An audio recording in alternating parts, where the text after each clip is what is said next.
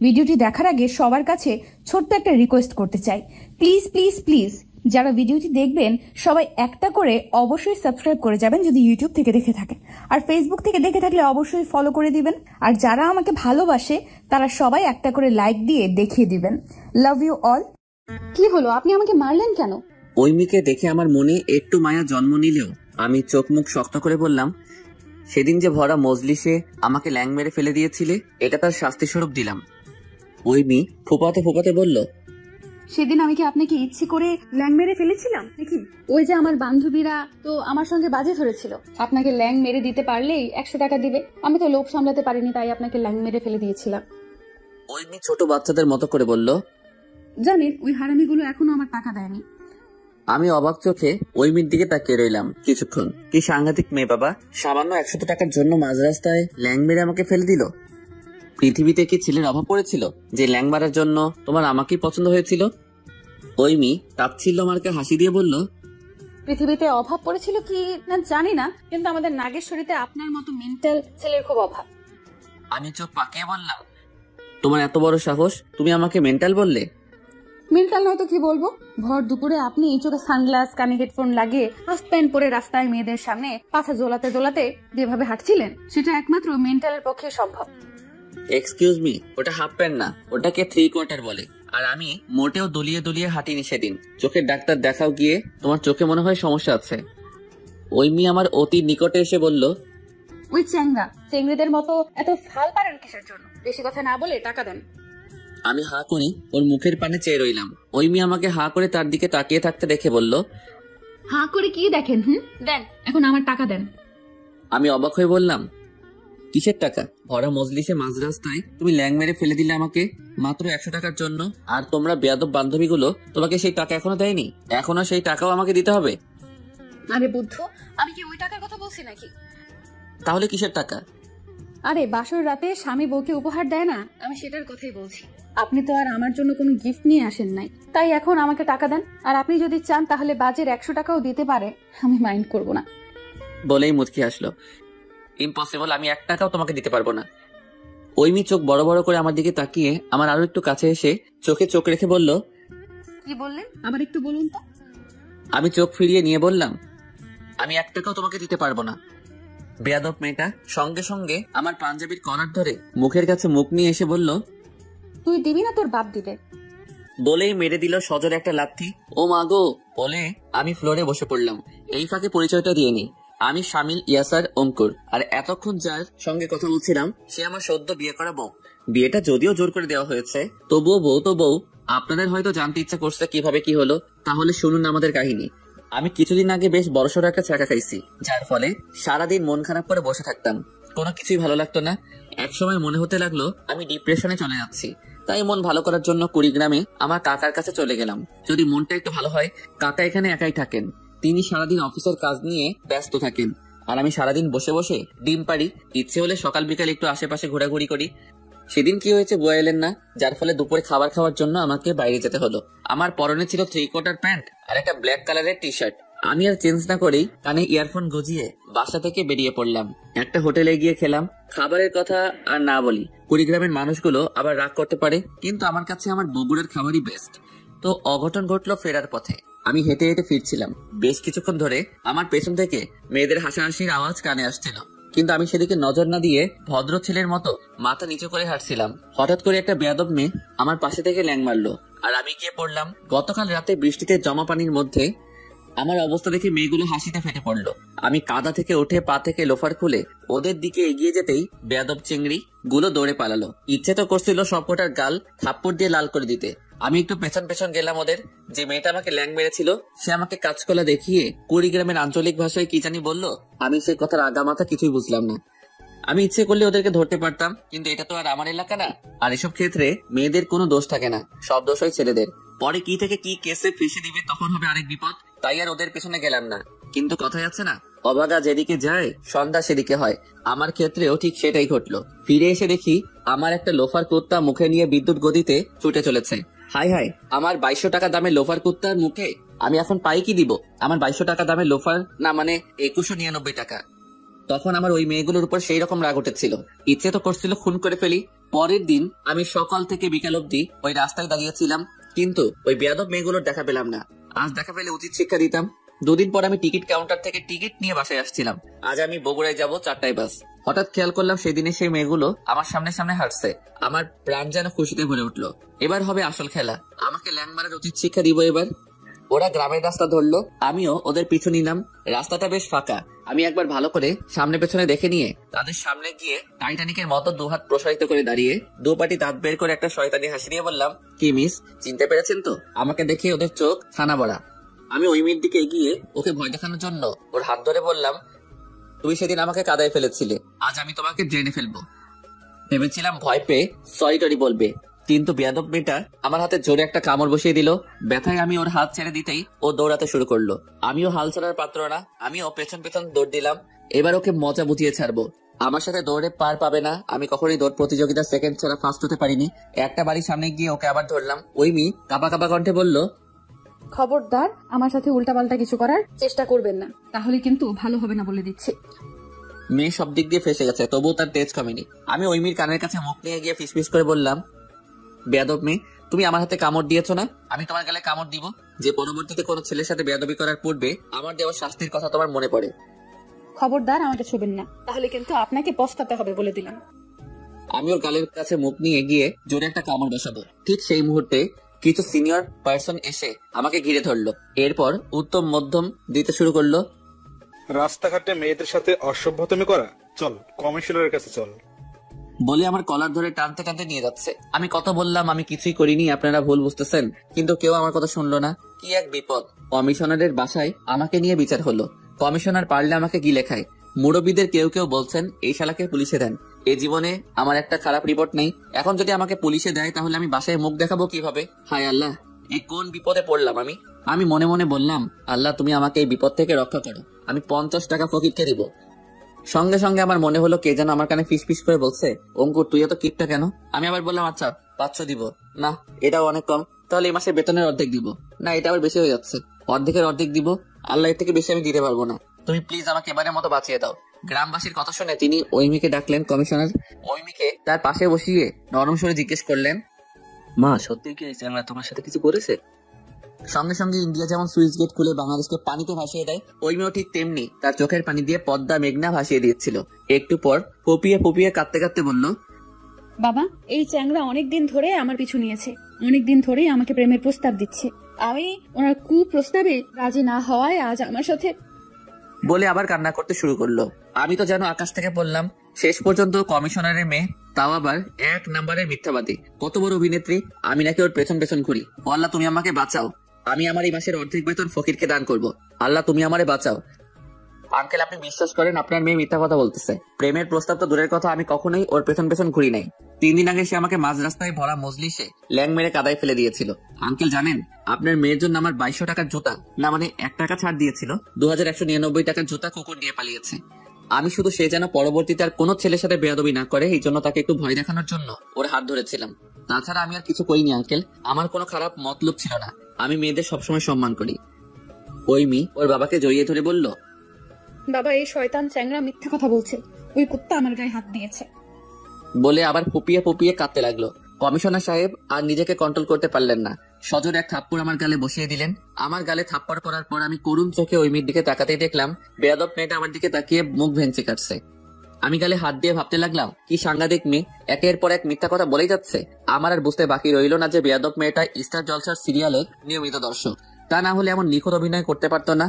আল্লাহ, তুমি আমারে এই মহা বিপদ থেকে রক্ষা করো। আমি আমার এই মাসের পুরো বেতন ফকিরকে দিয়ে দিব, শুধু আমার থাকা খাওয়ার খরচ বাদে। প্লিজ আমাকে রক্ষা করো। বিশ্বাস করেন আঙ্কেল, আপনার মেয়ে 1 নম্বরের মিথ্যাবাদী। আমি ওর গায়ে মোটেও হাত দেইনি। আমি আপনার মাথা ছুঁয়ে বলতে পারি। বলে তার মাথায় হাত দিতে যাব, ওরই চোখ বড় বড় করে আমার দিকে এমন ভাবে চাইলেন যে এখনই উনি আমাকে কাঁচা গিলে ফেলবেন।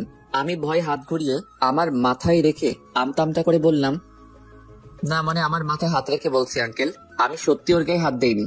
আপনি চাইলে ওর সাথে যারা ছিল তাদের কাছে থেকে শুনতে পারেন। বিশ্বাস করেন আঙ্কেল, আমি সত্যিই কিছু করিনি। আপনার মেয়ে তো আমার ছোট বোনের মতো, কোনো বড় ভাই কি তার বোনের গায়ে হাত দিতে পারে? আমি তো শুধু বলতে চেয়েছিলাম রাস্তাঘাটে অপরিচিত কোনো ছেলের সঙ্গে ফাইজলামি করা ঠিক না। আমি পকেট থেকে টিকিট বের করে মুখে কাঁদো কাঁদো ভাবে এনে বললাম, এই দেখেন আঙ্কেল, আমি 4টার বাসে আজই কুড়িগ্রাম ছেড়ে চলে যাব। আপনি প্লিজ আমাকে যেতে দিন। বিশ্বাস করেন আঙ্কেল, কুড়িগ্রামে যত মেয়ে আছে আজ থেকে সবাই আমার বোন। আমি আর জীবনেও কুড়িগ্রামে আসবো না। আপনি বললে কুড়িগ্রাম কেন, আমি রংপুর বিভাগের ধারে কাছে পা ফেলবো না। আঙ্কেল প্লিজ আমাকে যেতে দিন। আমার অসহায় চেহারা দেখে মনে হয় না আঙ্কেলের মনে একটু দয়া মায়া হলো। তিনি রসগোল্লার মতো বড় বড় চোখ করে আমার দিকে তাকিয়ে রইলেন। আমি মনে মনে আল্লাহকে স্মরণ করতে লাগলাম, আল্লাহ তুমি আমাকে এই ভয়াবহ বিপদ থেকে রক্ষা করো। আমি সত্যি আমার এই মাসের পুরো বেতন ফকিরকে দান করব। খাওয়া খরচ বাসা ভাড়া কিছুই নিব না, সব টাকায় দিয়ে দিব, শুধু তুমি আমাকে বাঁচাও। আঙ্কেল গভীর গলায় বললেন, এই চ্যাংড়া, তোর বাড়ি কোন জায়গায়? জি আঙ্কেল, আমার বাসা বগুড়ায়। তো কুড়িগ্রামে কেন এসেছিস? ঘুরতে এসেছিলাম আঙ্কেল। তো এখানে কার বাড়িতে থাকিস? আমার কাকার বাসায়। তোর কাকা কি করে? পল্লী বিদ্যুতে চাকরি করে। ও, মাসে মাসে বিল তুলে? আমি মুখে হাসি ফুটিয়ে বললাম, না না, আমার কাকা ইঞ্জিনিয়ার। ও আচ্ছা, নাম কি? আমি নাম বলতে আঙ্কেলের ব্যবহার একদম চেঞ্জ হয়ে গেল। ও আচ্ছা, তাহলে তুমি ইঞ্জিনিয়ার সাহেবের ভাতিজা? আগে বলবে তো, ওনার সঙ্গে তো আমার খুব ভালো সম্পর্ক। উনি তো অনেক ভালো মানুষ, কিন্তু তুমি ওনার ভাতিজা হয়ে এসব কাজ করতেছো, এটা কি ঠিক? আমার সাহস একটু বেড়ে গেল। আমি জোর গলায় বললাম, বিশ্বাস করেন আঙ্কেল, আমি আমার কাকার চেয়েও ভালো মানুষ। আমি কিছুই করিনি। আপনার মেয়ে মিথ্যা কথা বলছে। তোমার বাবা কি করে? আমি একটু পাট নিয়ে বললাম, জি আঙ্কেল, সরকারি চাকরি করেন। তুমি কি করো? একটা বেসরকারি কোম্পানিতে সহকারী ইঞ্জিনিয়ার পদে আছি, আর সরকারি চাকরির জন্য ট্রাই করছি। বাহ, খুব ভালো তো। এখন বাংলাদেশের চাকরির যে অবস্থা, চাকরি পাওয়াটা খুব কঠিন। জি আঙ্কেল, দোয়া করবেন যেন ভালো পজিশনে যেতে পারি। বেটা এত প্রশ্ন করতেছে যেন ওর মেয়ের সাথে আমার বিয়ে দিবে। আঙ্কেল হাসি মুখে বললেন, অবশ্যই, দেখো দেখি কাণ্ড। তোমার নামটাই তো জানা হলো না। আমার নাম শামিল ইয়াসার, ডাকনাম অঙ্কুর। কি, রংপুর? জি না আঙ্কেল, অঙ্কুর। জীবনে মনে হয় কৃষি শিক্ষা বই পড়েননি, ওখানে দেওয়া ছিল অঙ্কুর উদ্গম, সেই অঙ্কুর। ও আচ্ছা, অঙ্কুর। তো বাবা, তোমরা কেমন বাসায় থাকো? মানে পাকা বাসা নাকি মাটির বাসা? তুই থেকে বাবা, বাহ কি উন্নতি। আমি বুক ফুলিয়ে বললাম, জি আঙ্কেল, আমরা পাকা বাসায় থাকি। তোমার ফোনে তোমার বাড়ির কোনো ছবি আছে কি? না, তবে আমার রুমের ছবি আছে মনে হয়। আচ্ছা, ছবিটা দেখো তো। আমি আমার রুমের ছবি দেখালাম। উনি বললেন, জানালা ছাই না?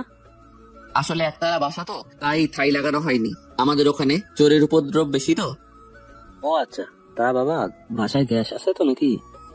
সাপ্লাই গ্যাস তো নেই, তবে সিলিন্ডার গ্যাস আছে। আচ্ছা, তো বাবা, তোমার মা রান্না বান্নাকে গ্যাসের চুলায় করেন নাকি খড়ির চুলায় রান্না করেন? বেশিরভাগ সময় তো গ্যাসে রান্না করেন। কেন বলুন তো? না, কিছু না, এমনিতে জানতে চাইলাম আর কি। তা বাবা, তুমি সিগারেট টিগারেট খাও নাকি? না না, সিগারেটের গন্ধ আমার সহ্য হয় না, তাই সবসময় এসব থেকে দূরে থাকি। আঙ্কেল অনেকক্ষণ ধরে কি জানি ভাবলেন। এরপর ফোনে কার সাথে যেন বেশ কিছুক্ষণ ধরে কথা বললেন। গ্রামের লোকজন যারা ছিল তাদের চলে যেতে বললেন। গ্রামের লোকজন চলে যেতেই আঙ্কেল তার মেয়েকে নিয়ে পাশের রুমে গেলেন। একটু পর মনে হলো পাশের রুমে গোল মিটিং বসেছে। আমি আর সেদিকে কান দিলাম না। একটু পরে এসে হয়তো বলবে, সরি বাবা, ভুল আমার মেয়েরই ছিল, ও ছোট মানুষ তো, তাই এমন করেছে, তুমি কিছু মনে করো না। খুশিতে আমার এখন নাচতে ইচ্ছে করছে। আল্লাহর শুকরিয়া আদায় করে মনে মনে বললাম, আল্লাহ, তখন আমি ঝোঁকের মাথায় একটু বেশি বেশি বলে ফেলেছি, তুমি আমাকে ক্ষমা করো। আমার পক্ষে 1 মাসের বেতন ফকিরকে দেওয়া সম্ভব নয়, তবে আমি কথা দিচ্ছি এই মাসের অর্ধেকের অর্ধেক বেতন আমি ফকিরকে দিব। প্রায় আধা ঘন্টা ধরে চললো সেই মিটিং। এদিকে আমার বাস ছাড়ার সময় হয়ে যাচ্ছে। মিটিং শেষ করে আঙ্কেল আমি যে রুমে বসেছিলাম সেখানে এলেন। তার পেছন পেছন কয়েকজন নতুন মুখকে ঢুকতে দেখলাম। আঙ্কেল আমার কাছে এগিয়ে এসে বললেন, বাবা, রংপুর? আমি একটু হাসার চেষ্টা করে বললাম, রংপুর না আঙ্কেল, অঙ্কুর। বেয়াদব মেয়েটা দেখে মুখ টিপে হাসছে। আঙ্কেল মুচকি হেসে বললেন, ওই একই তো। শোনো, এটা হলো আমার ছোট মেয়ে ঐশী। বলে মেয়েটাকে কাছে টেনে নিলেন। আমি তার পেছনে একটা মহিলা দাঁড়িয়েছিলেন, তাকে দেখিয়ে বললেন, ও আমার স্ত্রী। শেষে বেয়াদব মেয়েটাকে দেখিয়ে বললেন, ওকে তো চেনই, ওর নাম হচ্ছে ওই মেয়ে, আমার বড় মেয়ে এবং খুব আদরের মেয়ে। আমি মনে মনে বললাম, অতিরিক্ত আদর দিয়ে দিয়েই তো মেয়েটাকে বাদর বানিয়েছেন। মেয়ে তো নয়, আস্ত একটা ডাইনি। আমি আঙ্কেলকে বলতে যাব আমার বাসের সময় হয়েছে, আমাকে এখন যেতে হবে। ঠিক সেই মুহূর্তে আঙ্কেল আমার মুখের কথা কেড়ে নিয়ে বললেন, তোমার আব্বার নাম্বারটা দাও তো। আমি অবাক হয়ে জিজ্ঞেস করলাম, আমার বাবার নাম্বার দিয়ে কি করবেন আঙ্কেল? উনি আমার কাঁধে হাত রেখে বললেন, দেখো বাবা, ভুল যখন একটা করে ফেলেছো তখন তো শুধরানো প্রয়োজন, তাই না? তোমার মান সম্মান যা যাওয়ার তো গেছেই। আমি চাই না তোমার কারণে তোমার বাবা মার মান সম্মান ক্ষুণ্ণ হোক। তোমার বাবার সাথে কথা বলে তোমার আর ওই মেয়ের বিয়ে দিব।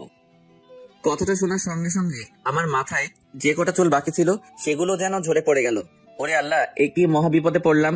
আল্লাহ, আমি 2 মাসের বেতন ফকিরকে দান করে দিব। আল্লাহ, তুমি আমাকে রক্ষা করো। কি হলো বাবা, নাম্বারটা দাও। তোমার চাচাও ফোন বন্ধ করে রাখছে, তার সাথে না হয় পরে কথা বলা যাবে, আগে তোমার বাবার সাথে কথা বলি। হায় আল্লাহ, আমার বাপ যদি এসব জানতে পারে তাহলে আমাকে বাড়ি থেকে বের করে দিবে। এদিকে কাকাকে ফোন দিচ্ছি কিন্তু বারবার বন্ধ দেখাচ্ছে। আমি শেষে আর কোনো উপায় না পেয়ে আঙ্কেলের পা জড়িয়ে ধরে বললাম, বিশ্বাস করেন আঙ্কেল, আমি কিছুই করিনি। আমার বাবা এসব শুনলে আমাকে মেরে ফেলবে। উনি আমাকে উঠিয়ে বললেন, আরে আরে কি করছো, এসব করে কিচ্ছু হবে না, বিয়ে তো তোমাকে করতেই হবে, দাও নাম্বারটা দাও। আঙ্কেল, আমি আপনাকে মিথ্যা বলেছি। আমার বাবা কিছুই করে না। আর আমাদের কোনো বাড়ি নেই, ছোট একটা টিনের ঘরে সবাই গাদাগাদি করে থাকি। আর গ্যাস তো দূরের কথা, আমার তো খড়ির চূড়াও নেই। মা বাড়িতে বাড়িতে কাজ করে যেটুকু আনেন তা খেয়ে আমরা বেঁচে আছি। এমন ছেলের সাথে বিয়ে দিয়ে আপনি কেন আপনার মেয়ের জীবন নষ্ট করবেন? আঙ্কেল আমার দিকে তাকিয়ে শুধু মুচকি হাসলেন। এতগুলো মিথ্যা কথা বলেও কোনো লাভ হলো না। শালা টাকলা আধা ঘন্টার মধ্যে কই থেকে যে আমার সব ইনফরমেশন জোগাড় করে ফেলেছে আল্লাহ ভালো জানেন।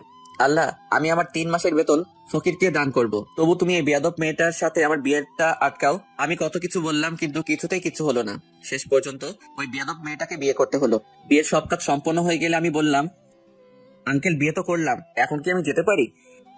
এ কি বাবা, বিয়ে করে বউ রেখে চলে যাবে, এটা কি ভালো দেখাবে? 2-4 দিন থাকো, নতুন বউকে নিয়ে ঘোরাফেরা করো, তারপর না হয় যাবে। রাতে ডাইনিং টেবিলে দেখলাম আমার শাশুড়ি আম্মা বেশ কিছু আইটেম রান্না করেছেন। খাবারগুলোও মজার ছিল, যদিও টেনশনের কারণে আমরা গলা দিয়ে একটু নামিনি সেগুলো। আর এতদিন যেসব খাবার খেয়েছি কি জঘন্য ছিল বলে বোঝাতে পারবো না। মানুষ বলে বিয়ে নাকি মজা আর মজা, খালি খাওন আর খাওন, কিন্তু আমার কাছে মনে হয়েছে বিয়ে মানে আজাব, খালি টাকা আর টাকা। ঘরে ঢুকতেও নাকি টাকা দিতে হবে। আমার পকেটে 3টা কচকচে 1000 টাকার নোট ছিল। বেয়াদব মেয়েগুলো সবগুলোই নিয়ে নিছে। আমি এখন বাড়ি যাব কিভাবে? ভাইরা আমার গ্রামে ঘুরতে গিয়ে ভুলেও যেন কোনো মেয়ের পেছনে পড়েন না, তাহলে কেস খাওয়া যাবেন। গ্রামের মেয়েগুলো ভীষণ ডেঞ্জারাস। তবে সবাই না। বন্ধুকে সবকিছু খুলে বললাম। ওই হারামজাদা বলল, যা হবার তা তো হয়ে গেছে বন্ধু, এখন আর কান্নাকাটি না করে ভাবির কাছে গিয়ে বিয়ার মারো গিয়ে। বর্তমান বেয়াদব মেয়ে, তোমার এত বড় সাহস, তুমি আমার বউয়ের সম্পদে হাত দাও? ওই মেয়ে ভেঙচি কেটে বলল, আমি আপনার বউ, সো আপনি পুরোটাই আমার সম্পদ, আমি যা ইচ্ছা তাই করতে পারি। বাবার বাসার আবদার নাকি আমি তোমার মতো বেয়াদব মেয়েকে বউ হিসেবে মানি না। তুই মানবি না, তোর বাপ পর্যন্ত মানবে। একদম অসভ্যদের মতো আচরণ করবেন আমার সাথে। কিছু বলছি না দেখে ভেবো না মাথা কিনে নিয়েছ। আচ্ছা তাহলে ভালোভাবেই বলতেছি, ওগো প্রাণের স্বামী, আমার টাকা দেন। এসব ঢং আমার পছন্দ না। আমার কাছে 1 টাকাও নেই। তোমার বেয়াদব বান্ধবী গুলো আমার সব টাকা নিয়ে নিচ্ছে, এমনকি আমার বাসায় যাওয়ার টাকাটাও বেয়াদব গুলো নিয়ে নিচ্ছে। ও আচ্ছা, এই ব্যাপার। আপনার হাত ঘড়িটা সুন্দর। আমার দুলাভাই জাপান থেকে পাঠিয়েছেন। ও মা, সত্যি? আমার না খুব শখ জাপানি ঘড়ি হাতে দেওয়ার। আমি কি আপনার ঘড়িটা হাতে দিতে পারি? আমি ঘড়ি খুলে ওর হাতে দিলাম। ওই মেয়ে ঘড়ি হাতে পড়ে বলল, আপনার ফোনটা একটু দেখি। কেন, ফোন নিয়ে কি করবে? ছবি ওঠাতাম আর কি। আমি সরল মনে ফোন দিলাম। ওই মেয়ে সঙ্গে সঙ্গে ফোন আর ঘড়ি লকারে রেখে লক করে দিয়ে বলল, এসব আর আপনি পাবেন না। টাকা যখন দিতে পারবেন না, তাহলে এগুলোই আমার বাসরাতের উপহার। আমি হাজারামের মতো চেয়ে রইলাম। কি সাংঘাতিক মেয়ে, মুহূর্তের মধ্যে আমার সবকিছু হাতিয়ে নিল। এর সাথে থাকলে আমার জীবন তেজপাতা হতে সময় লাগবে না। আল্লাহ আমাকে এখান থেকে পালানোর একটা রাস্তা দেখাও। আমি আমার 3 মাসের বেতন ফকিরকে দিয়ে দিব। বেয়াদব মেয়ে ওই মেয়ে হাতে চাকু নিয়ে বলল, একদম কাছে আসার চেষ্টা করবেন না, ছুরি দিয়ে ভুঁড়ি কানা করে দেবো বলে দিলাম। আমি 2 পা পিছিয়ে গিয়ে, হায় আল্লাহ, মেয়ে তো নয়, সাক্ষাৎ একটা মাস্তান। এর হাত থেকে তুমি আমাকে রক্ষা করো। ওই মেয়ে প্লিজ, আমি তোমার কাছে যাব না, তুমি চাকুটা সামনে থেকে সরাও। সত্যি তো, পরে কাছে এলে কিন্তু আপনার অবস্থা খারাপ করে দেব। সত্যি। আমার অকালে মরার কোনো শখ নেই। আমি এখনো বিয়েই করিনি, বিয়ে না করে মরতে চাই না। ওই মেয়ে আমার কথা শুনে ব্রুকুসকে বলল, তাহলে আমি কে? আমি জিহ্বায় কামড় দিয়ে একটু হাসার চেষ্টা করে বললাম, আসলে এটা আমার অভ্যাস, আগে সবসময় বলতাম তো, আর কিছুক্ষণ আগে বিয়ে করেছি তো মনে ছিল না। এমন জায়গায় মারবো, উঠতে বসতে শুধু বউয়ের কথাই মনে পড়বে। আমি 2 পাটি দাঁত বের করে মুখে হাসি ফুটিয়ে বললাম, ওই মেয়ে আমার ফোন আর ঘড়িটা দাও প্লিজ। ওগুলো এখন আর আপনি পাবেন না, ওগুলো এখন আমার। আচ্ছা, তোমার তো গিফট চাই তাই না? তুমি আমাকে বাইরে যাওয়ার ব্যবস্থা করে দাও, আমি এক্ষুনি তোমার গিফট এনে দিচ্ছি। সত্যি বলছেন? সত্যি। আমাকে কি আপনার বলদ মনে হয়? আমাকে কি পাগল কুত্তায় কামড়াইছে? আমি আপনাকে বাইরে যেতে দেবো আর আপনি পালাবেন, তাই না? আর আপনার কাছে তো টাকা নেই, তাহলে আপনি গিফট কিনবেন কিভাবে? আমি আমতামতা করে বললাম, না মানে ওই আর কি, কোনো না কোনো ভাবে জোগাড় করে দিতাম আর কি। ওই মেয়ে এক ধমক দিয়ে বলল, খবরদার কথায় কথায় আপনার ঘুমাখা দাঁত বের করবেন না। দাঁত তো নয়, যেন গোবর তোলানো কোদাল। আপনার মানিব্যাগ দেন দেখি। আমি পকেটে হাত দিয়ে বললাম, কেন, মানিব্যাগ দিয়ে কি করবে? আমার মানিব্যাগে টাকা নেই তো, সব তোমার বেয়াদব বান্ধবীগুলো নিয়ে নিছে। ওই মি চোখ রাঙিয়ে বলল, দিতে বলছি, দিন। না, আমি দিব না। তার মানে আপনি আমাকে মিথ্যা বলেছিলেন আপনার কাছে টাকা আছে। মানিব্যাগ দিবেন না, ছুরি দিয়ে ভুঁড়ি কানা করে দেব। বলেই চাকু হাতে নিয়ে আমার দিকে এগিয়ে আসতে লাগলো। কি আর করার, বাধ্য হয়ে মানিব্যাগ দিতে হলো। ওই মি মানিব্যাগ নিতে নিতে বলল, আপনি এত ভীতু কেন? ছেলে মানুষ হবে বাঘের মতো, আর আপনি কিনা ভেজে বেড়ালের মতো বউকে দেখে ভয় পান। এমন করলে তো বউ টেকা মুশকিল। ওই মি কথা শুনে মনে হচ্ছিল বাঘের মতো ঝাঁপিয়ে পড়ি, কিন্তু সামান্য হাত ধরে কাহিনী বিয়ে করতে হয়েছে, আর বাঘের মতো ঝাঁপিয়ে পড়লে দেখা যাবে আমার বডি আছে কিন্তু সেটাতে জীবন নেই। বেয়াদব মেয়ে। মানিব্যাগের এক চিপায় 500 টাকা ছিল, সেটাও নিয়ে নিল। আল্লাহ, এই বেয়াদব মেয়েটা তো আমাকে ফকির বানিয়ে ছাড়বে। ওই মি এটিএম কার্ড হাতে নিয়ে বলল, এটাতে টাকা আছে তাই না? আমি মুচকি হেসে বললাম, না না, এখনো বেতন পাইনি তো। ওই মি কেন যেন আমার কথায় বিশ্বাস করে মানিব্যাগ আমাকে ফেরত দিল। আমি পালানোর রাস্তা খুঁজছিলাম। ওই মি মুচকি হেসে বলল, পালানোর ধান্দা বাদ দিয়ে চুপচাপ শুয়ে পড়ুন। ড্রেস চেঞ্জ করবেন না? আপনি চাইলে আমি বাবার লুঙ্গি এনে দিতে পারি। না থাক, লাগবে না, আমি লুঙ্গি সামলাতে পারি না। শেষে দেখা যাবে দক্ষিণা বাতাসে লুঙ্গি আকাশে। সকালে ঘুম থেকে উঠে দেখবো আমি আছি, মাগার আমার লুঙ্গি খুঁজে পাওয়া যাচ্ছে না। যা একটু মান সম্মান ছিল সেটাও শেষ হয়ে যাবে। তার চেয়ে ভালো আমি এটা পরেই ঘুমাবো। আমার কথা শুনে ওই মি হাসতে হাসতে বলল, সামান্য লুঙ্গি সামলাতে জানেন না, বউ সামলাতে পারবেন তো? আমি কিভাবে বলবো? আমার কি আরো 2-3টা বউ আছে নাকি? তাও ঠিক, তো গার্লফ্রেন্ড নেই আপনার? আছে তো। হাই আল্লাহ, বিয়ে তো করে ফেললাম, এখন আমার গার্লফ্রেন্ডের কি হবে? এই সব দোষ তোমার। আমার নামে মিথ্যা অপবাদ দিয়ে তুমি আমাকে ফাঁসিয়েছো। আমি তোমাকে কখনোই ক্ষমা করব না। ওই মি ভেঙচি কেটে বলল, আপনার ক্ষমার আমার দরকার নেই। আপনি বসে বসে আমার ক্ষমার উপর তাপ দিন। আমি গেলাম ঘুমাতে। আচ্ছা, তুমি আমার নামে মিথ্যা অপবাদ দিয়েছিলে আমাকে মার খাওয়ানোর জন্য। মায়ের তো আমি খেয়েছি, তাহলে লাফিয়ে লাফিয়ে বিয়ে করতে গেলে কেন? বেয়াদব মেয়ে একটা, বিয়ে করে আমার জীবন শেষ করে দিল। প্রথমে আমি মোটেও আপনার নামে মিথ্যা অপবাদ দেইনি। ওরে বাবা, কি মিথ্যাবাদী মেয়ে! আমি তোমার গায়ে হাত দিয়েছি, এরপর আমি তোমার সাথে উল্টাপাল্টা কিছু করার চেষ্টা করেছি। আমি তোমার পেছন পেছন ঘুরি, আমি তোমাকে কুপ্রস্তাব দিয়েছি। এসব মিথ্যা অপবাদ নয় তো কি? আপনি আমার হাত ধরেননি, ওটাই তো গায়ে হাত দেওয়া হলো। এরপর আপনি আমার গালে কামড় দিতে চাননি। মাঝ রাস্তায় আপনি একটা মেয়েকে আটকিয়ে তার গালে কামড় দিতে চাইবেন, তো সেটা উল্টাপাল্টা কাজ নয় তো কি বলবো? বাহ বাহ, তুমি যে আমাকে সবার সামনে কাদার মধ্যে ফেলে দিলে, সেটার বেলায় কি? তুমি যে আমার হাতে কামড় দিয়ে ওর সুন্দর সুন্দর দাঁতের ছাপ ফুটিয়ে তুলেছ, সেটা কোনো সমস্যা নয়। মানে ছেলেরা করলে দোষ আর মেয়েরা করলে কিছুই না। আচ্ছা, সব মানলাম, কিন্তু আমি কবে তোমাকে কুপ্রস্তাব দিয়েছি? ওই মেয়ে মুচকি হেসে বলল, ওটা একটু মিথ্যা বলেছিলাম বাবার হাতে আপনাকে মার খাওয়ানোর জন্য, কিন্তু বাবা মাত্র একটা মেরেই থেমে গেলেন। আমি গালে হাত দিয়ে বললাম, একটা থাপ্পড় খেয়েই আমার অবস্থা খারাপ হয়ে গেছে, এখনো ব্যথা করতেছে।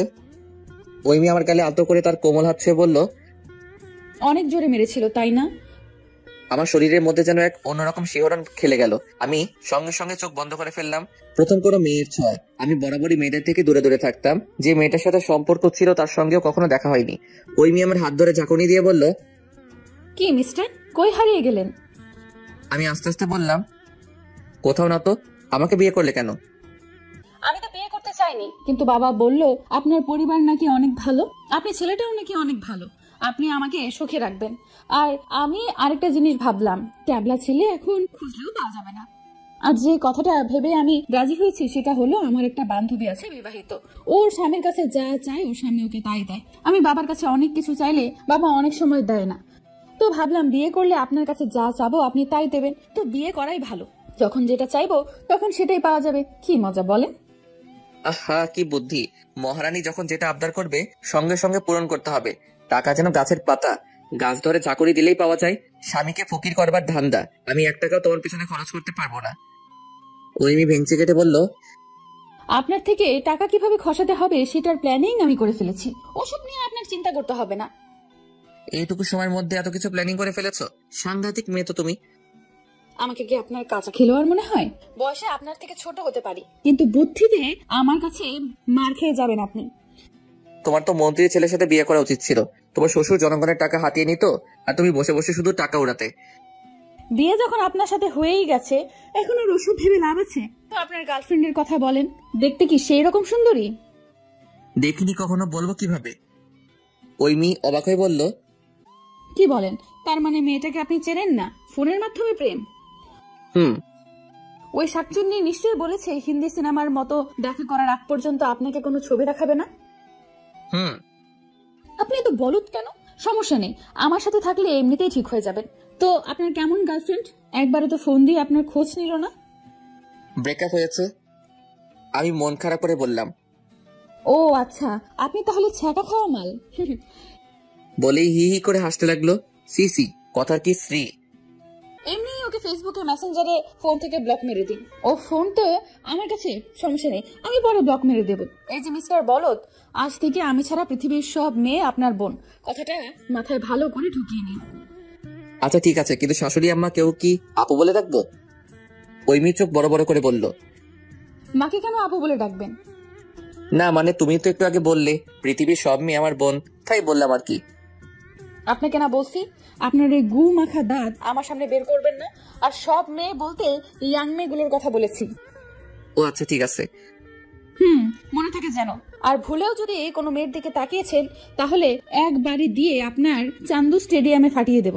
আমার ভীষণ ঘুম পাচ্ছে, আমি এখন ঘুমাবো। বলে ওই মেয়ে খাটে শুয়ে পড়লো। কিছুক্ষণ পর ওই মেয়ে আমাকে দাঁড়িয়ে থাকতে দেখে বলল, কি সমস্যা আপনার? অমন ক্যাবলার মতো দাঁড়িয়ে আছেন কেন? আমি কোথায় ঘুমাবো? এত বড় একটা খাট কি আপনার চোখে পড়ছে না? আমি আমতামতা করে বললাম, আমি কি তোমার পাশে শুবো? তো কি আপনি কি নিচে শুতে চান? তাহলে শুতে পারেন, আমার কোনো সমস্যা নেই। না না, আমি তোমার পাশে ঘুমাবো। বলে ওই মেয়ের পাশে শুয়ে পড়লাম। একটু পর, এই শুনছেন? বলো। রাতে ঘুমের মধ্যে ভুলেও আমার সাথে উল্টাপাল্টা কিছু করার চেষ্টা করবেন না। উল্টাপাল্টা কিছু করলে একদম নারী নির্যাতন কেস দিয়ে জেলে পুরে দেবো, বলে দিলাম। ওরে আল্লাহ, এ কোন মেয়ের পাল্লায় পড়লাম গো। আল্লাহ, আমি আমার 4 মাসের বেতন ফকিরকে দিয়ে দিব, তবু তুমি আমাকে রক্ষা করো। তুমি হয় ওকে উঠিয়ে নাও, আর না হয় আমাকে উঠিয়ে নাও। তবে ইচ্ছা হলে চুমু খেতে পারেন, আমি মাইন্ড করব না। বলেই ওই মেয়ে মুচকে এসে অপর পাশে মুখ ফিরিয়ে নিল। আমি মনে মনে বললাম, তোমাকে চুমু দিতে আমার বয়ে গেছে, শুধু তোমার সৌন্দর্যের প্রেমে পড়ে গেছি বলে কিছু বলছি না। তা না হলে এক থাপ্পড় দিয়ে সব বেয়াদবি ছুটিয়ে দিতাম। একবার শুধু বাগে পাই, তোমার বগুড়ার টক দইয়ের ঘোলের মতো তোমার মাথা যদি ঘোল না করেছি, তাহলে আমার নাম অঙ্কুর না। তখনই আমার মনে হলো কে যেন আমার কানে কানে বলতেছে, তুই ওর মাথা ঘোল করবি? তুই এই মেয়েটাকে ঘোল খাওয়াবি? তোর বাপের ক্ষমতা নাই এই মেয়েরে ঘোল খাওয়ানোর। আর কি জানি বললি, তুই ওরে থাপ্পড় দিবি? তোর বুকের পাটা আছে? তুই হয়তো ভুলে গেছিস ফকির বাবার কথা। তুই হবি 1 নম্বরের বউ পাগল, সারাদিন বউয়ের আঁচল ধরে তার পেছন পেছন ঘুরবে, আর সেই তুই নাকি তোর বউকে মারবি থাপ্পড়। হাস্যকর। মধ্যরাতে ওই মেয়ে পিঠে গুঁতো মেরে ঘুম ঝরানো কণ্ঠে বললাম, আপনার কি সমস্যা? এত ছটফট করতেছেন কেন? শান্তিতে একটু ঘুমাতে দেবেন না? কি হয়েছে, এমন করতেছেন কেন? খুব ক্ষুধা লাগছে, আমি আবার পেট খালি থাকলে ঘুমাইতে পারি না। ওই মেয়ে রেগে গিয়ে বলল, তাহলে রাতে খাবার সময় নতুন জামাইয়ের মতো ঢং করে না খেয়ে উঠে আসলেন কেন? টেনশনে আমি কিছু খাইতে পাচ্ছিলাম না, আর আমি তো নতুন জামাই, তাই না? আপনি কি সত্যিই খালি পেটে ঘুমাতে পারেন না? হ্যাঁ সত্যি, আমার মা তো প্রতি রাতে এক্সট্রা করে নুডলস রান্না করে আমার জন্য রেখে দেয়। রাতে যখন আমার ক্ষুধা লাগে আমি যে সেগুলো খাই। এত যে খান সেগুলো যায় কই? গায়ে তো একটু লাগে বলে আমার মনে হয় না। আমার ঘরে কোনো নুডলস ফুডলস নাই। আর আমি বুঝতে পারছি আপনি না খাওয়া পর্যন্ত আমাকে শান্তিতে ঘুমাতে দেবেন না। আমি যাচ্ছি খাবার আনার জন্য, আপনি ওয়াশরুম থেকে ফ্রেশ হয়ে আসেন। একটু পর ওই মেয়ে একটা প্লেটে করে খাবার নিয়ে আসলো। আমি খাবার মুখে দিয়ে বললাম, এগুলো তো ঠান্ডা হয়ে গেছে, এগুলো খাবো কিভাবে? মধ্যরাতে আপনাকে গরম করে খাওয়ানোর জন্য আপনার শাশুড়ি আম্মা জেগে নেই, তাই এখন কষ্ট করে এগুলো খেয়ে আমাকে উদ্ধার করেন। তুমি একটু গরম করে আনতে, ঠান্ডা খাওয়া যায়? আমার চুলা জ্বালানো বারণ আছে। কেন? চুলো জ্বালালে কি হবে? উফ, এত কথা না বলে আপনি খান তো। কি আর করার, ঠান্ডা খাবার খেতে লাগলাম। ওই মেয়ে আমার সামনে বসে আমার খাওয়া দেখতে লাগবে।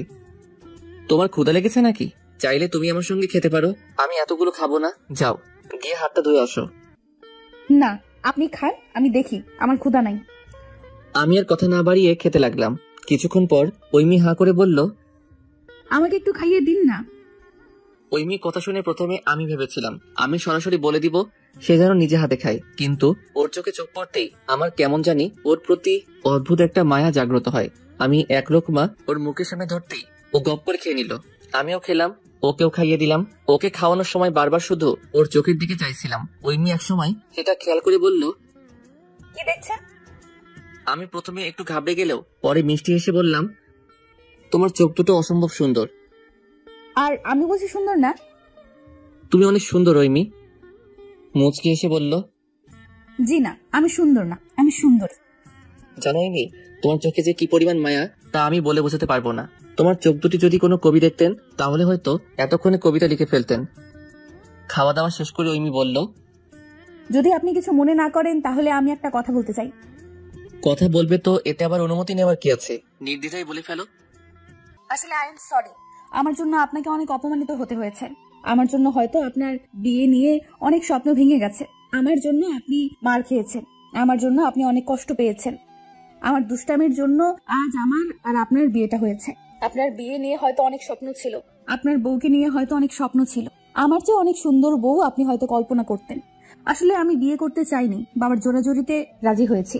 আসলে আমি চাই না আমার জন্য আমার বাবার মান সম্মান নষ্ট হোক, কিন্তু আমি বারবার এমন কাজ করে তার জন্য আমার বাবার মান সম্মান নষ্ট হয়, আমার বাবা কষ্ট পায়। যা হবার তা তো হয়ে গেছে, বিয়েটা যখন হয়ে গেছে তখন আর এসব ভেবে লাভ নেই। আপনি যদি শাস্তি দিতে চান তাহলে আমাকে শাস্তি দিন, আমি কিছু বলবো না, তবুও এমন কিছু করবেন না যার জন্য বাবা কষ্ট পাবে। আপনি যদি কিছু না মনে করেন তাহলে চলুন না দুজন নামাজ পড়ে আমাদের নতুন জীবনের জন্য আল্লাহর কাছে শুকরিয়া আদায় করি। আমি যেন আমার চোখ কানকে বিশ্বাস করতে পারছিলাম না। এটা কি সেই ওইমি যে আমাকে মাঝ রাস্তায় ল্যাং মেরে ফেলে দিয়েছিল, যে কিনা আমার নামে মিথ্যা অপবাদ দিয়ে তার বাবার হাতে থাপ্পড় খাইয়েছিল?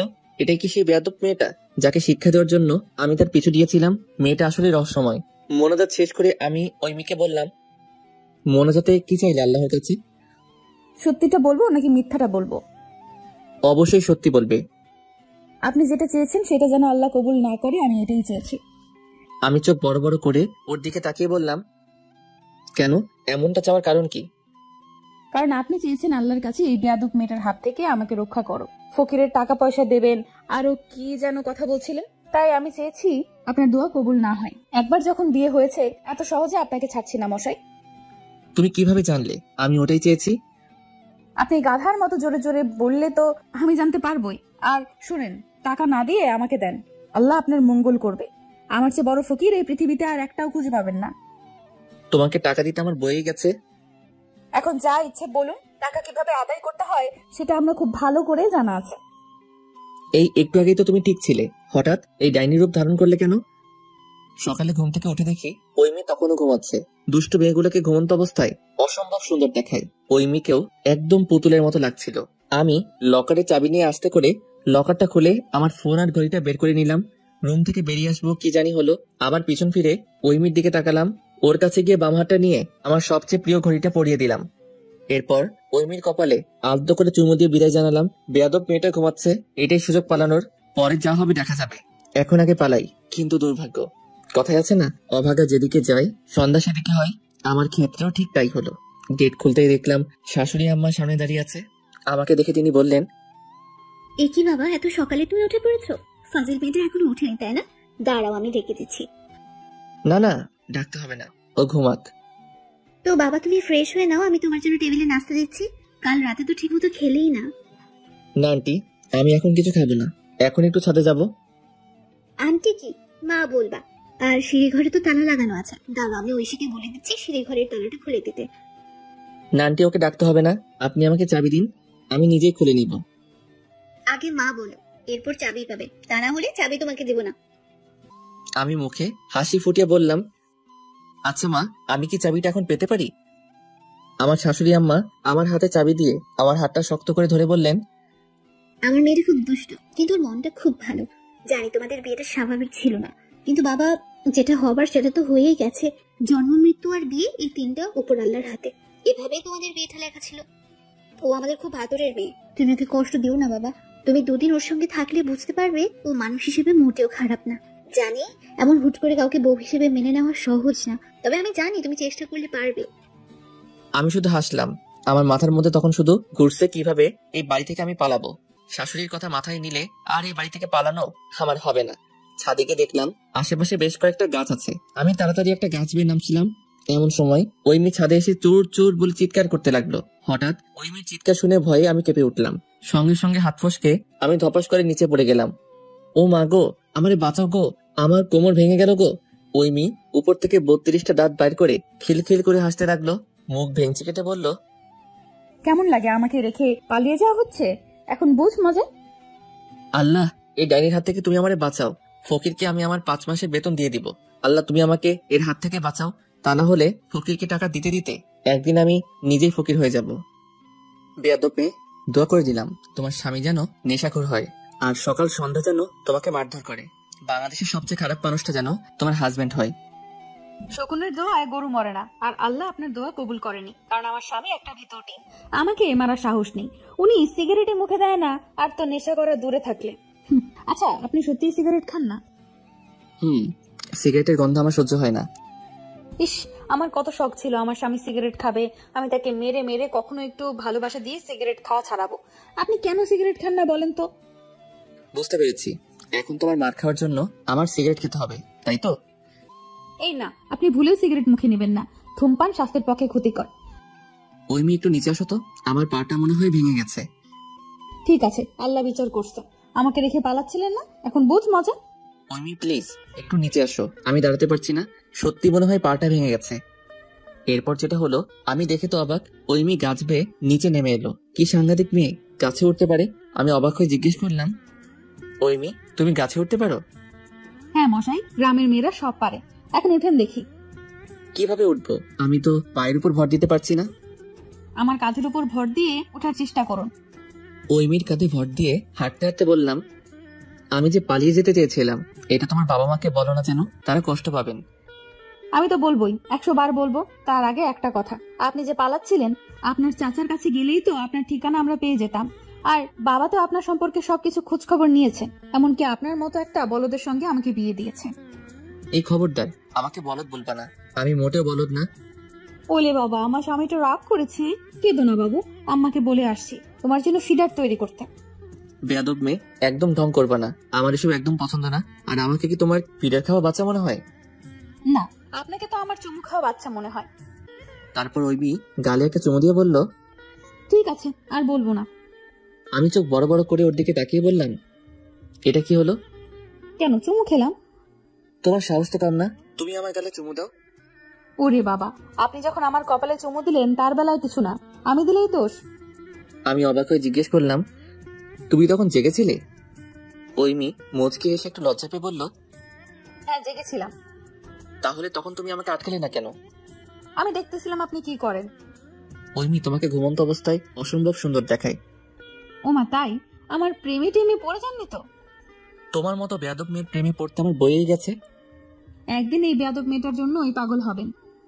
বাড়িতে ঢুকতেই শাশুড়ি আম্মা ছুটে এসে বললেন, এ কি বাবা, তুমি না ছাদে গেলে, এমন অবস্থা হলো কিভাবে?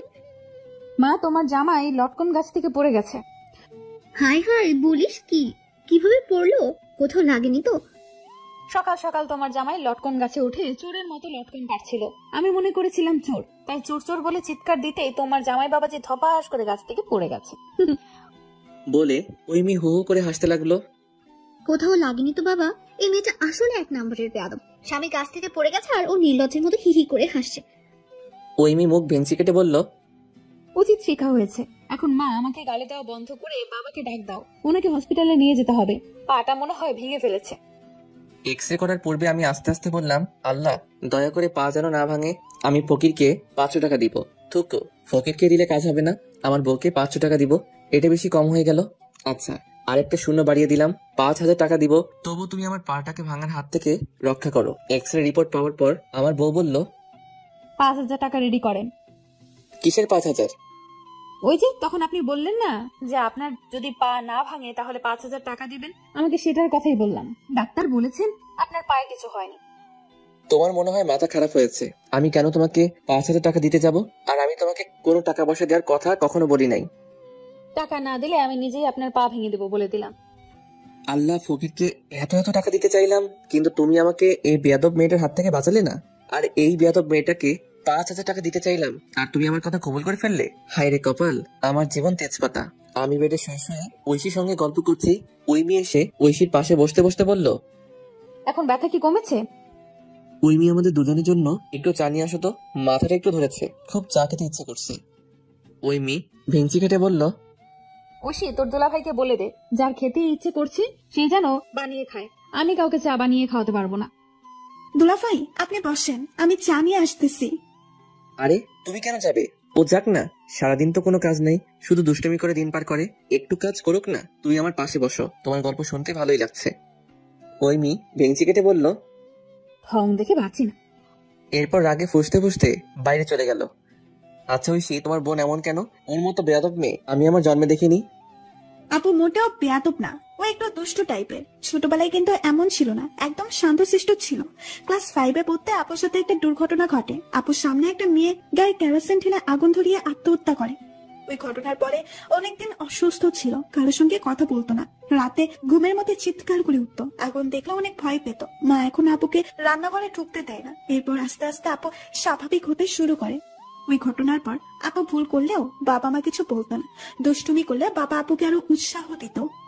যখন একেবারে পুরোপুরি স্বাভাবিক হয়ে যায় তখন আপুর দুষ্টুমি আরো বেড়ে যায়। বাবা মা কিছু বলতো না, যার ফলে আপু যা ইচ্ছা তাই করে বেড়াতো। অন্যের গাছের আম চুরি করা থেকে শুরু করে যত ফলমূল আছে সব চুরি করতো।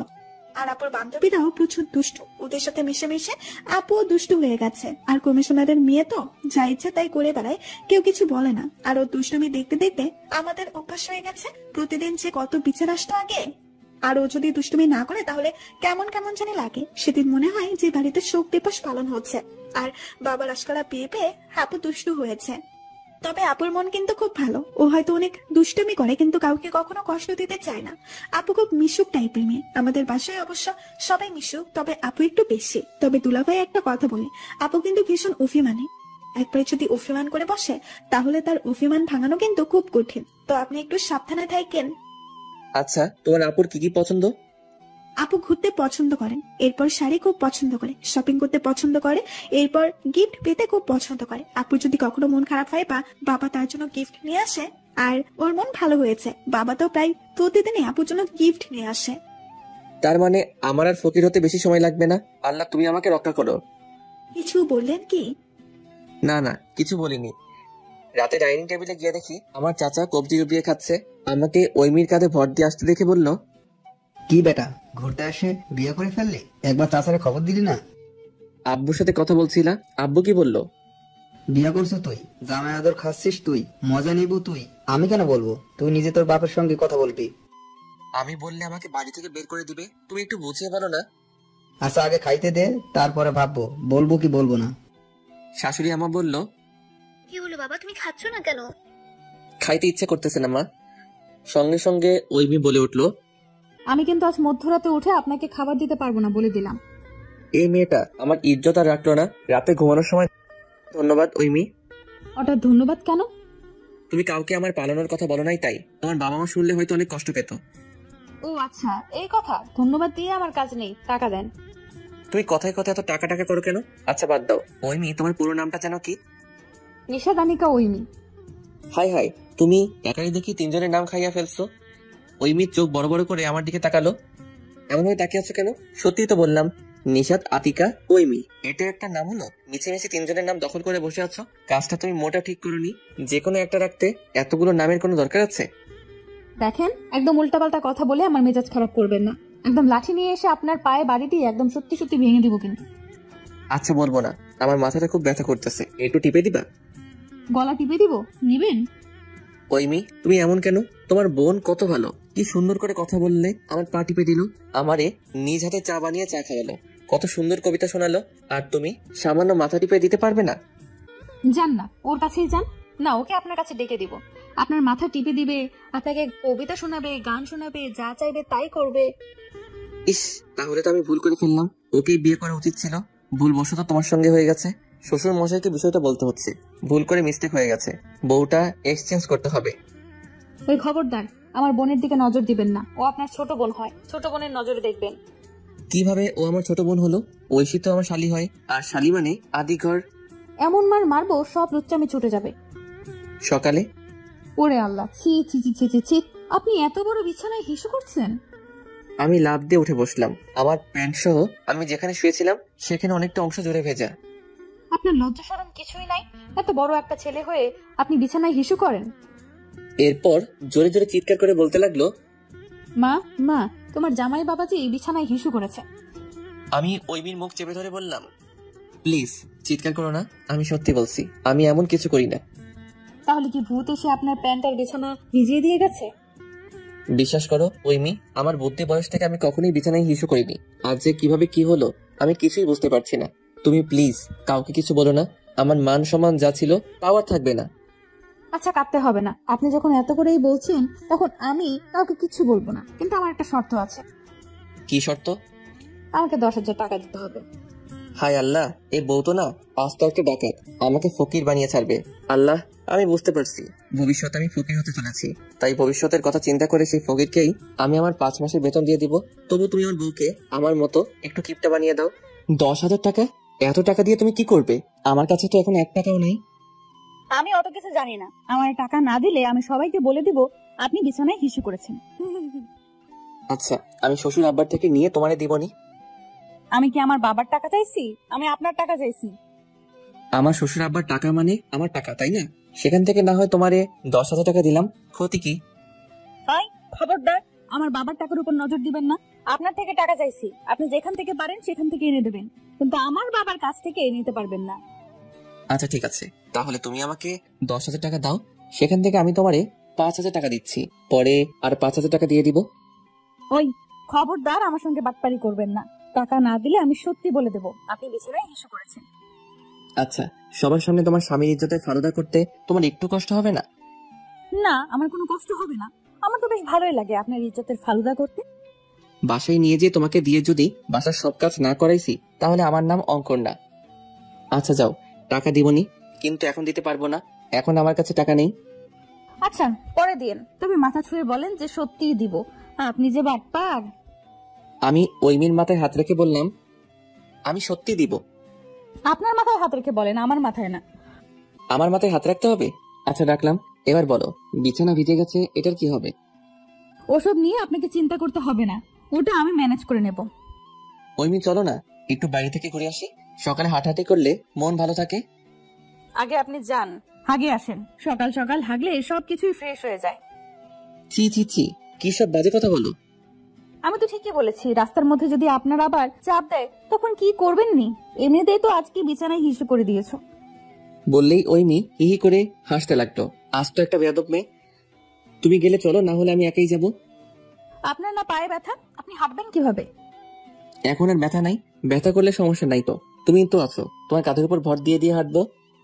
শখ কত। আচ্ছা আপনি আপনার কাপড় চেঞ্জ করেন, আমি তৈরি হই নি। একটু তাড়াতাড়ি রেডি হও, মেয়েদের তো আবার 1 ঘন্টা আগে সাজগোজ কমপ্লিট হয় না। ওই বেটা লম্বু, আপনি দেখছেন আমার সাজগোজ করতে 1 ঘন্টা লাগে? সব মেয়েদের এক কাতারে দাঁড় করাবেন না। হয়েছে হয়েছে, যাও এখন গিয়ে তৈরি হয়ে নাও। আমি ওয়াশরুম থেকে কাপড় চেঞ্জ করে এসে দেখি আমার বউ বোরকা পরে রেডি, 1 2 3 হয়ে গেছে। প্রথম যেদিন ঐমিকে দেখেছিলাম সেদিন ঐমিকে ঠিক এই বোরকাই পরেছিল, কালো বোরকা, আর হিজাবের আড়ালে লুকিয়ে থাকা ঐমির মায়াভরা চোখ আর মিষ্টি মুখ দেখে আমি সেদিন মুগ্ধ হয়ে গিয়েছি। কিন্তু পর মুহূর্তে রাগ উঠেছিল, কিন্তু আজ আর রাগ লাগছে না, শুধু এক দৃষ্টিতে তার দিকে তাকিয়ে থাকতে ইচ্ছে করছে। মেয়েটা এত সুন্দর কেন? আমাকে হা করে তাকিয়ে থাকতে দেখে ঐমি তার মুখ ঢেকে ফেললো। আমি ঐমির কানের কাছে মুখ নিয়ে ফিসফিস করে বললাম, সুন্দর লাগতেছে আমার বউটাকে। ঐমি ভেংচি কেটে বলল, আজ সূর্য মনে হয় পশ্চিম দিকে উঠেছে, আর না হয় আপনার উপর জিন ভর করেছে, আর না হয় আমি স্বপ্ন দেখছি। কেন কেন এমনটা মনে হওয়ার কারণ কি? বারে যে মানুষ কাল সকালে আমার সাথে পালানোর জন্য ছাদ থেকে গাছ বেয়ে নামছিল, আজ সে বউ বউ করছে, এটা স্বপ্নের চেয়ে কম কি? আচ্ছা এখন এসব কথা বন্ধ করে তাড়াতাড়ি চলো, আর পার্সটা সঙ্গে নিও। বলো তো যায় না কখন কিভাবে কোথায় প্রয়োজন পড়বে। খালি পার্স আবার নিও না যেন। আমার কাছে কিন্তু কোনো টাকা নেই। ঐমি চোখ বড় বড় করে আমার দিকে তাকালো। এমন করে তাকিয়ে আছো কেন? আরে বাবা, আমি তো ভালোর জন্যই বললাম। ধরো রাস্তায় তোমার কিছু খেতে ইচ্ছে করছে, কিন্তু টাকা নেই, কিন্তু তোমার প্রচুর খেতে ইচ্ছে করছে। টাকা না থাকলে দোকানদার তো আর এমনি এমনি তোমাকে দিবে না, আর দোকানদার যদি না দেয় তাহলে খাবে কিভাবে? তাই ভবিষ্যতের কথা চিন্তা করে সঙ্গে টাকা নিয়ে যাওয়া ভালো। আপনার লজ্জা করে না আমাকে টাকা নিতে বলছেন? আপনি থাকতে আমি কেন টাকা নিতে যাব? আমার যা খেতে ইচ্ছে করবে আপনি নিয়ে দিবেন। আমার কাছে টাকা থাকলে তো আর আমি তোমাকে বলতাম না। আচ্ছা চলুন এখন। আমার থেকে টাকা খরচ করার ধান্দা আমি বুঝি না মনে করেছেন? আমিও যদি সুদে আসলে টাকা উসুল না করেছি তাহলে আমার নামও ওইমি না। ফাঁকা রাস্তা, দুপাশে সারি সারি গাছ, একদম কোলাহল মুক্ত পরিবেশ বলা চলে। আমি ওইমির পাশে গিয়ে ওইমিকে বললাম, আমি কি তোমার হাতটা ধরতে পারি? ওইমি চোখ বড় বড় করে বলল, না, একদম ধরাধরি করার চেষ্টা করবেন না, মানুষ দেখলে কি বলবে। আমার বউয়ের হাত আমি ধরতে পারবো না? না, এটা আপনার শহর না যে আপনার যা ইচ্ছে তাই করবেন। এটা গ্রাম, এক একজন এক এক রকম কথা বলবে। যা বাবা, আমার বউয়ের হাত আমি ধরে হাঁটবো, এতে মানুষের বলার কি আছে? আচ্ছা, আপনার মতলব কি বলেন তো? আজ সকাল থেকে দেখছি বউ বউ করছেন। বউকে বউ বউ বলবো না তো কি বলবো? আপা আপা। এই দেখেন, একদম বাজে কথা বলবেন না। ভেবেছিলাম আজকে ওর সব টাকা শেষ করব, কিন্তু এত সকালে কোনো দোকানই খুলেনি। আর এখানে যে ছোট্ট একটা মার্কেট আছে সেটা তো মনে হয় না 10টার আগে খুলবে। হোটেলগুলো খোলা আছে, তবে সেসব খাবার ইস ওইসব খেলে নির্ঘাত ডায়রিয়া। ওই চলো না দূরে কোথাও থেকে ঘুরে আসি, যেখানে থাকবো শুধু তুমি আর আমি। এখন গাড়ি কোথায় পাবেন? অটো আছে না, একদম অটো রিজার্ভ করে নিয়ে যাব, তাহলে অন্য কেউ আমাদের ডিস্টার্ব করবে না। তুমি আমি পাশাপাশি হাতে হাত রেখে দূর অজানায় হারিয়ে যাব। ওই ভেঙচি কেটে মনে মনে বলল, ওরে বাবা, শখ কত! আমার টাকায় ফুর্তি করা খুব ইচ্ছা আপনার, তাই না? আমি 1 টাকাও খরচ করব না। দেখেন এবার আমি কি করি। কি হলো, তুমি চুপ কেন? তার মানে তুমি আমার সঙ্গে যেতে রাজি? বেশি দূর যাব না, এই তিস্তা ব্রিজ পর্যন্ত যাব, ওখানে একটু হাঁটাহাঁটি করে এরপর চলে আসবো। তার আগে চলো ওই দোকানটায় থেকে একটু চিপস নেই। চিপস তো আমারও পছন্দ, কিন্তু টাকা তো খরচ করা যাবে না। এখন কি করা যায়? একটা বুদ্ধি পেয়েছি। আউ মা! বলে ওইমি পা ধরে বসে পড়লো। কি হয়েছে ওইমি, পায়ে ব্যথা পেয়েছো? ওইমি কান্না কান্না ভাব করে বলল, আমার পাটা মনে হয় মচকে গেছে, আমি আর হাঁটতে পারবো না। ওইমিকে দোকানের সামনে থাকা টুলে বসিয়ে বললাম, দেখি কোথায় ব্যথা পেয়েছো। স্লিপারটা ওর পা থেকে খুলে পায়ে মালিশ করে দিয়েছিলাম। ওইমি আমার হাতের ছোঁয়াতে বারবার কেঁপে উঠছিল। মানুষ হিল পরে হোঁচট খায়, এই কথা শুনেছি, স্লিপার পরেও যে কেউ হোঁচট খায় আজ প্রথম দেখলাম। একটু সাবধানে তুমি হাঁটতে পারো না? সব সময় শুধু দুষ্টুমি বুদ্ধি তোমার মাথার মধ্যে ঘুরপাক খায়। নিজের প্রতি একটু কেয়ার নিতে শেখো, বুঝেছো? যদি বড় কিছু হয়ে যেত তাহলে কি হতো? তোমার মা বাবাকে আমি কি বলতাম? তারা কি ভাবে বলতো? প্রথম দিনই আমার মেয়ের পা ভেঙে নিয়ে এসেছি, বাকি জীবন তো পড়ে আছে, না জানি কি করবে। এই জন্য আমি বলছিলাম যে হাতটা একটু ধরি, কিন্তু তুমি তো আমার কথা শুনলে না। ওইমি এক দৃষ্টিতে আমার দিকে তাকিয়েছিল। সরি, আমার জন্য আপনার ঘুরতে যাওয়ার প্ল্যানটা ক্যান্সেল হয়ে গেল। রাখো তোমার ঘুরতে যাওয়া, ওটা না হয় অন্যদিনই যাওয়া যাবে, কিন্তু তোমার যদি বড় কিছু হয়ে যেত একটু সাবধানে চলবে তো। এখন বাসায় যাবো কিভাবে? আমি হাঁটতে পারবো, সমস্যা নাই। আর হোঁচট খেয়ে পড়লে বড় কিছু হয় না। আমি ওইমিকে কোলে উঠিয়ে নিলাম। ওইমি হাত পা ছোটাছুটি করতে করতে বলল, এই এই করছেনটা কি? মানুষ দেখলে কি বলবে? প্লিজ আমাকে নামিয়ে দিন, আমি হাঁটতে পারবো। এই কোন ঝামেলায় পড়লাম আবার? নিজের দিকে খাল কেটে কুমির আনলাম। একদম চুপ, পুরো রাস্তা ফাঁকা, কেউ দেখবেও না, কেউ কিছু বলবেও না। আর কজন বউয়ের স্বামীর কোলে উঠার সৌভাগ্য হয় বলতো? আপনার পায়ে ব্যথা, পায়ে ভর করলে ব্যথাটা আরো বেড়ে যেতে পারে। তোমার ওজন 44 কেজির বেশি হবে না, সো চুপ থাকো। ওইমি আমার গলা জড়িয়ে ধরে আমার দিকে অলক্ষীন ভাবে তাকিয়ে রইল। এমন ভাবে তাকিও না গো, প্রেমে পড়ে যাব। কিছুক্ষণ পর, প্লিজ, এদিকে মানুষ আছে, দয়া করে আমাকে নামিয়ে দিন। মানুষ দেখলে খারাপ বলবে। আমি সত্যিই হাঁটতে পারবো। আচ্ছা ঠিক আছে, নামাতে পারি, তবে আমার দুটো শর্ত আছে। আমি আপনার সব শর্তে রাজি, প্লিজ আমাকে নামান। শর্তগুলো আগে শোনো তো, না পরে আবার বলবো যে আমি চিটিং করছি। তাড়াতাড়ি বলেন। প্রথম শর্ত, তুমি আমাকে ওয়াদা করো আজ থেকে তুমি সব সময় নিজের প্রতি যত্ন নিবে। আচ্ছা ঠিক আছে। দ্বিতীয় শর্ত কি? জলদি বলুন। সকালের যে 10,000 টাকা তুমি নিতে চাইছিলে সেটা নিবে না। ইস, আমার মাথায় এত বুদ্ধি। বউ পাখি তুমি চলো ডালে ডালে, আমি চলি পাতায় পাতায়। আমার থেকে টাকা হাতিয়ে দেওয়া অত সহজ না। ওরে বাটপার, তাহলে এই ছিল আপনার মনে? কত বড় চিটার চ্যাংড়া! আমার ফাঁদে আমাকে আটকে দিল। হায় আফসোস, আমি 1,000 টাকা হারানোর ভয়ে 10,000 টাকা হারিয়ে ফেললাম। আমার সাথে বাটপারি? আমিও কম না। এবার ডাইরেক্ট 20,000 টাকা হাতিয়ে নেব। দাঁড়া। আমার মনে হয় তোমার সত্যটা পছন্দ হয়নি, ওইমি হতাশ কণ্ঠে বলল। আচ্ছা ঠিক আছে, আমি আপনার শর্তে রাজি। এখন দয়া করে আমাকে নিচে নামিয়ে দিন। আচ্ছা ঠিক আছে, নামিয়ে দিলাম। ওইমি খুঁড়িয়ে খুঁড়িয়ে হাঁটছিল, কিন্তু বাড়ির সামনে আসতেই সে এক দৌড়ে গেটের কাছে গিয়ে বলল, আমি সবাইকে বলে দেবো আপনি বিছানায় হিসু করেছেন। আমি আপনাকে বলেছি যে আমি 10,000 টাকা নিব না, কিন্তু আমি এটা তো বলিনি যে আমি কাউকে বলবো না আপনি বিছানায় হিসু করেছেন। যদি আমার মুখ বন্ধ করতে চান তাহলে এখন আমাকে 15,000 টাকা দিতে হবে। আপনার অতিরিক্ত চালাকির জন্য 5,000 টাকা বৃদ্ধি করা হয়েছে। ওরে বাটপার, এই দেখি বাটপারিতে আমার চেয়েও এগিয়ে। তার মানে ওর পায়েও কিছু হয়নি, অভিনয় করছিল। মা জানো তোমার জামাই বাবা যে আজকে কি করেছে? কি করেছে? উনি আজকে বিছানায় সঙ্গে সঙ্গে আমার বিষম উঠলো। ওইমি পানির গ্লাস এগিয়ে দিয়ে বলল, নিন পানি খান। আমি পানির গ্লাস নিতে গিয়ে ওইমির কানের কাছে আস্তে আস্তে বললাম, প্লিজ বলো না, আমি তোমার শর্তে রাজি। দুদিন পর ওইমি, এই নাও তোমার 15,000 টাকা। ওইমি চোখ বড় বড় করে আমার দিকে তাকালো। ওই রকম করে তাকাচ্ছ কেন? আরে বাবা চিন্তা করো না, তোমার বাবার থেকে নেইনি, আমার এটিএম কার্ডে টাকা ছিল। ওইমি হাসার চেষ্টা করে বলল, আমি তো মজা করছিলাম, আমি টাকা দিয়ে কি করব, আপনার কাছে রেখে দিন। একদম মাইর দিব, নিতে বলেছি তুমি নিবা, আমি আরো বেশি দিতাম, তবে আমার কাছে আর নাই, যা আছে ওটা আমার হাত খরচ।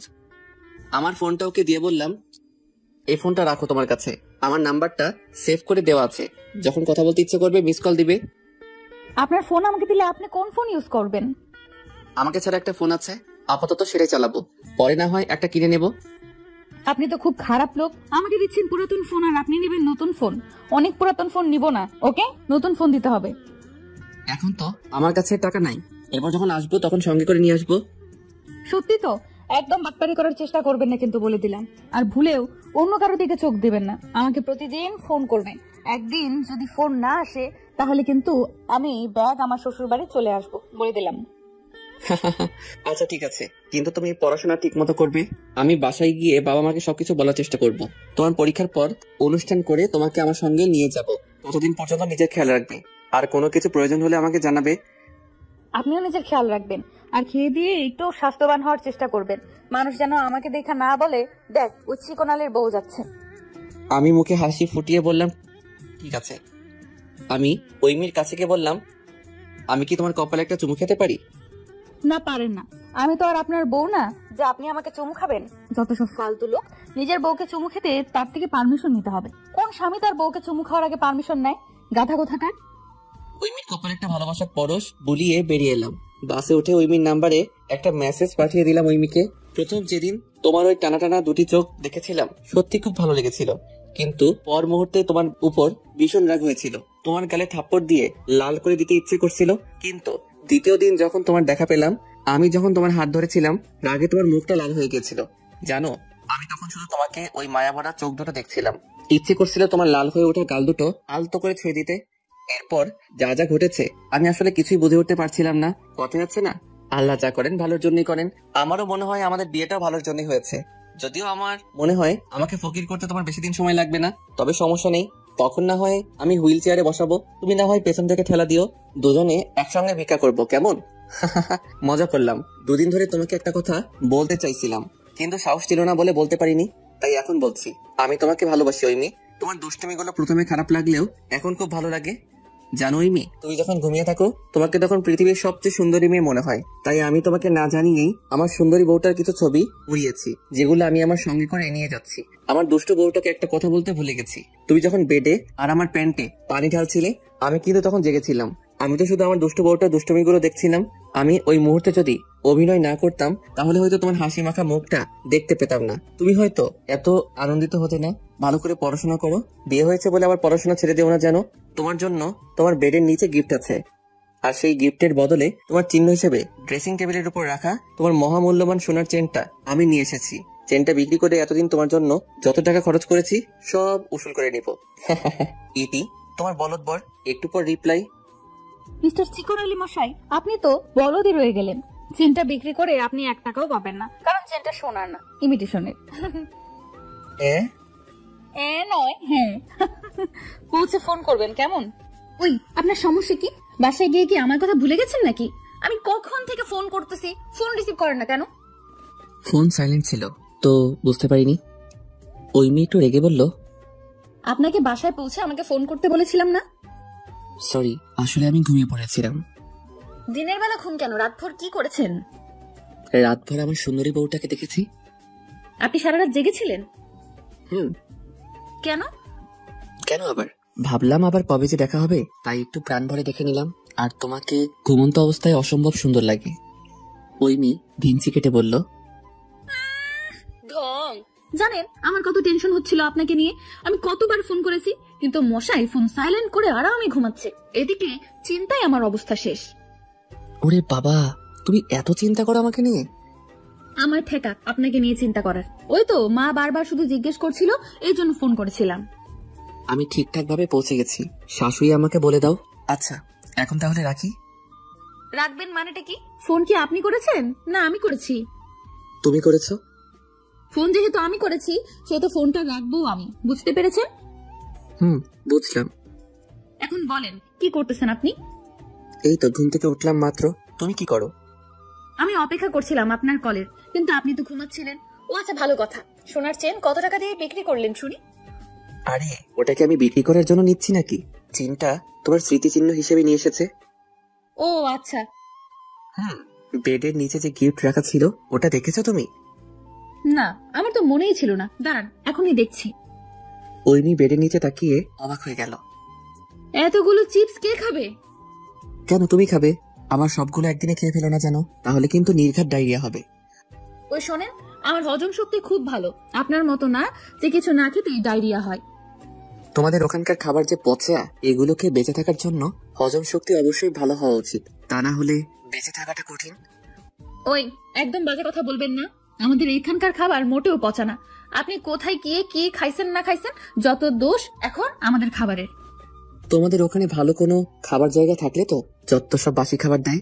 আর আমাদের এখানে আকবরিয়া নামের একটা হোটেল আছে, ওরা প্রতিদিন রাত 12টার পর অসহায় মানুষদের ফ্রিতে খাওয়ায়। তোমাদের ওখানে আছে এমন কোনো হোটেল? আপনি মনে হয় ওখানে প্রতি রাতে থালি নিয়ে বসেন ফ্রিতে খাওয়ার জন্য।